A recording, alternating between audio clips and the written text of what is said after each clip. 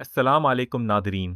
खुश आमदीद कहते हैं आपको राव वॉइस पर, जहां हम आपके लिए लाते हैं सच्ची, खौफनाक और परासरार कहानियां एक खास अंदाज में। क्या कभी आपने सोचा है कि एक आम सी ओबर की सवारी अचानक एक भयानक ख्वाब में कैसे बदल सकती है?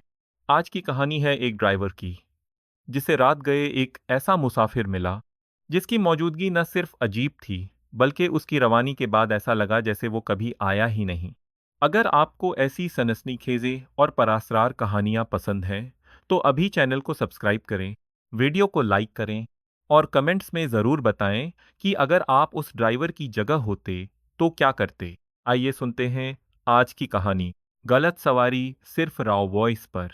यह वाकया 2020 में पेश आया, जब कोरोना वबा ने जिंदगी को तहस नहस कर रखा था। मैंने गुजारा चलाने के लिए उबर चलाना शुरू किया, क्योंकि मुझे अपने रिटेल की नौकरी से निकाल दिया गया था और फौरी आमदनी की ज़रूरत थी। उबर या किसी भी राइड शेयरिंग काम में आपको हर किस्म के लोग मिलते हैं, खास तौर पर जब आप रात देर से काम करते हैं, जैसे कि मैं करता था। कुछ अजीब व गरीब बातें, कुछ नशे में धुत मुसाफिर। लेकिन जो वाकया एक जुमा की रात को पेश आया, वो सबसे मुख्तलिफ और डरावना था। रात के करीब 12 बजे मैंने एक मुसाफिर को फैसलाबाद के एक होटल पर उतारा। जैसे ही मैंने राइड मुकम्मल की, फौरन नई रिक्वेस्ट आ गई। पिक अप लोकेशन 6 मिनट दूर थी, एक शॉपिंग प्लाजा के सामने, एक बॉलिंग एरिया के पास। नाम था फैजान। जब मैं वहां पहुंचा तो पूरा इलाका सुनसान था, बस पार्किंग लाइट की हल्की रोशनी थी। बॉलिंग एरिया बंद लग रहा था। एक लंबा आदमी, शायद 6 फुट 2 इंच, ग्रे हुडी और जीन्स पहने, एक रोशनी के नीचे खड़ा था।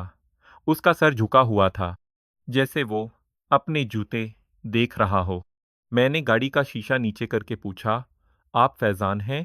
उसने आहिस्ता से सर हिलाया, आगे बढ़ा और पिछली सीट पर बैठ गया।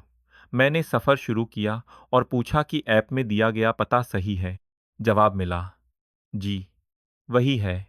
उसकी आवाज़ बेहद सपाट और सर्द थी। न नशे में लग रहा था, न ही किसी परेशानी में, बस बिल्कुल जज्बात से खाली। पहले 5 मिनट वो बिल्कुल खामोश रहा।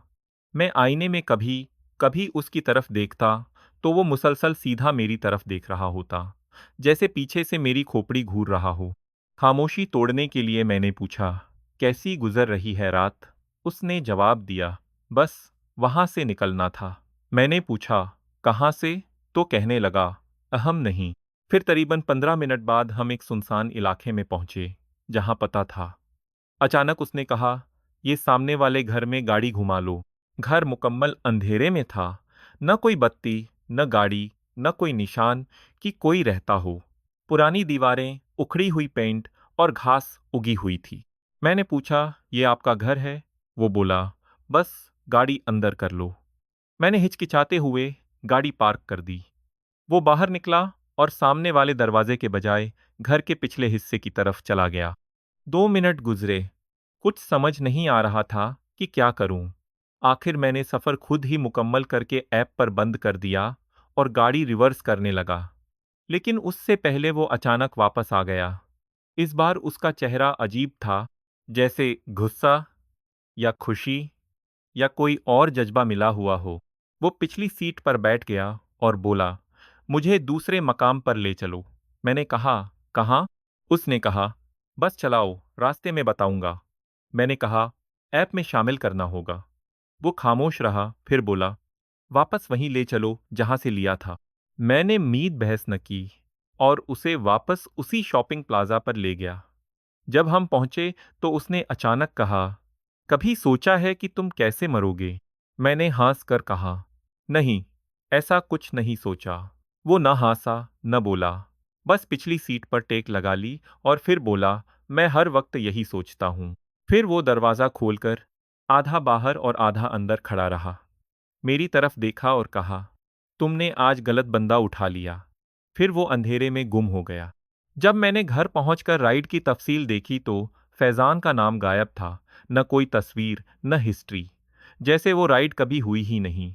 ओबर वालों ने कहा हो सकता है ऐप क्रैश हुई हो, मगर मैं जानता हूँ वो सब कुछ सच था। नाज़रीन, पहली कहानी ने आपको झंझोड़ा होगा, मगर हमारी अगली कहानी उससे भी ज़्यादा अजीब है। ये वाक़या लाहौर का है। एक गर्म रात, जब एक उबर ड्राइवर को मिला एक और परासरार मुसाफिर। नाम था काशिफ। मगर उसकी खामोशी, उसकी वापसी और वो जुमला, वो अभी भी अंदर हैं, कुछ ऐसा था जो दिमाग में गूंजता रहता है। तैयार हो जाएं, क्योंकि अब आप सुनने जा रहे हैं दूसरी खौफनाक सवारी की कहानी सिर्फ राव वॉइस पर। यह वाक़या 2021 का है, जब मैं ओबर चलाकर पूरा वक्त रोजगार कमाता था। मेरा ताल्लुक लाहौर से है, जहां गर्मियों में सियाह बहुत आते हैं। उस रात 1:30 का वक्त था, जब मैंने चंद शोर मचाते कॉलेज लड़कों को उतारा और एक नई रिक्वेस्ट मिली।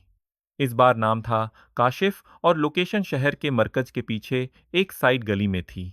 जब मैं वहां पहुंचा तो एक शख्स हुडी पहने, मोबाइल की स्क्रीन पर नजरें जमाए खड़ा था। मैंने गाड़ी रोकी और पूछा, काशिफ? उसने सर हिलाया और पिछली सीट पर बैठ गया।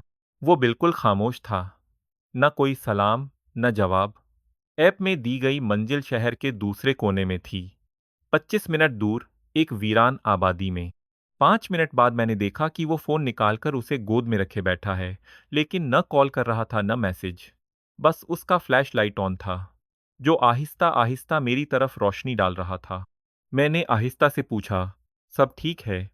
उसने बस हाँ कहा और लाइट बंद कर दी। पूरे सफर में खामोशी थी। जब हम इस घर के करीब पहुंचे तो वो बिल्कुल अंधेरे में था, न कोई रोशनी, न हरकत। मैंने कहा, यही जगह है। वो कुछ न बोला, बस बाहर देखता रहा। 3 बार पूछने पर वो सर हिलाया, मगर जब मैंने गाड़ी रोकी तो वो बैठा रहा। मैंने कहा, अच्छा, रात बखैर। वो फिर भी नहीं निकला, बस दरवाज़ा खोला और बाहर खड़ा हो गया। फिर अचानक वो पलटा और बोला, मुझे वापस जाना है।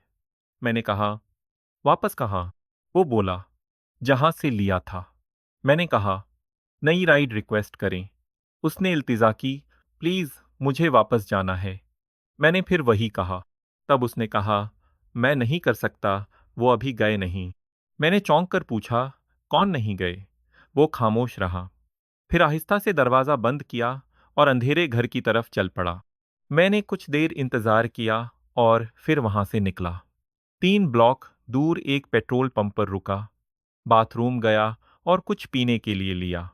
जब वापस आया तो दिमाग जैसे रुक गया। काशिफ फिर से पिछली सीट पर बैठा था।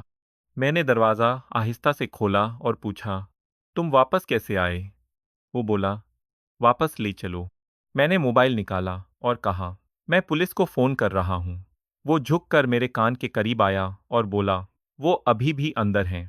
पता नहीं क्यों, मगर मैंने पुलिस को कॉल नहीं की, बस खामोशी से गाड़ी मोड़ ली और वापस चल दिया। रास्ते में वो हल्के से झूमता रहा और कहता रहा, वो अब भी वहां हैं, कुछ भी करो, जाते नहीं। जब हम वापस उस अंधेरे घर के सामने पहुंचे, वो खामोशी से बाहर निकला और दरवाजे के सामने खड़ा हो गया। मैं फौरन 3 ब्लॉक दूर जाकर एक लाइट के नीचे गाड़ी पार्क की और 10 मिनट खामोश बैठा रहा। पुलिस को कॉल करना चाहा, मगर सोचा क्या कहूँ, कोई जुर्म नहीं हुआ था। अगले दिन मैंने ये वाकया ओबर पर रिपोर्ट किया, लेकिन दिल ही दिल में अफसोस था कि शायद वो इंसान वाकई बीमार था और मदद चाहता था।